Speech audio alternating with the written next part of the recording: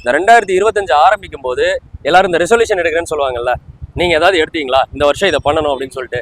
நாங்க இப்படியே இருக்க கூடாது, கொஞ்சம் மாறி இருக்கணும்னு நாங்க நினைக்கிறோம். ஆனா முடியலையே.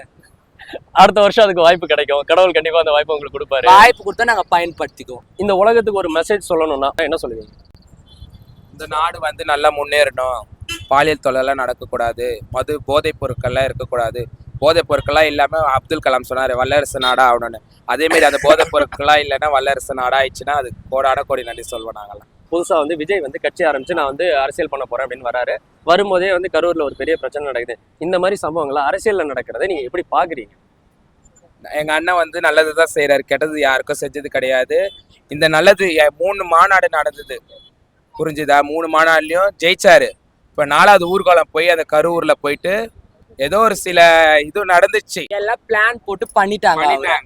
இப்ப வந்து இது மாதிரிலாம் பண்ணா இந்த வருஷம் வந்து எலெக்ஷன்ல நிக்க கூடாது அப்படின்னு சொல்லிட்டு பிளான் போடுறாங்க. ஆனா அவருக்கும் ஒரு வாய்ப்பு கொடுத்து பார்க்கணும்ல. எல்லாம் வந்தவங்க எல்லாம் ஏமாத்தின்னு தாங்கிறாங்க. அவருக்கு ஒரு வாய்ப்பு கொடுத்து பார்த்தா அவர் என்னதான் செய்யறாருன்னு சொல்லிட்டு மக்கள் கொஞ்சம் எதிர்பார்க்கறாங்க. அவர் வந்தா நான் நல்லதுதான் நடக்கும், தப்பெல்லாம் எதுவுமே நடக்கும். ஃபுல்லா ரவுடிசம் தான் நடக்குது இங்க. இந்த ஆட்சியில ஒரே ரவுடிசம், அமுக்கெல்லாம், திருட்டு, கொலை, ஆனா அக்குறுமம் தான் நடக்குது. இப்ப இதுவரை வந்து பாத்தீங்கன்னா விஜய் வந்து எந்த ஒரு பத்திரிகையாளர் சந்திப்பும் நடத்தல, அதாவது யாருக்கிட்டையும் வந்து நேரடி கேள்விகளுக்கு பதில் சொல்லல. ஒருவேளை அப்படி பதில் சொன்னாருன்னா அவரு எந்த மாதிரி அரசியல் பண்ணுவாரு அப்படிங்கிறது தெரிய வரும்ல. நல்ல அரசியல் தான் பண்ணுவார், இல்லாத மக்களுக்கு, ஏழை மக்களுக்கு நல்ல உதவி செய்வார். எங்களையும் மனிதர்களாக மதிப்பாங்க அவர் ஆட்சி வந்துச்சுன்னா. ரொம்ப நன்றி. கண்டிப்பாக நாங்கள் ஓட்டே எங்கள் விஜய் அண்ணாக்கு தான். நாங்களும் விஜய் அண்ணாக்கு தான் போடுவோம் ஓட்டு. ரொம்ப நன்றி.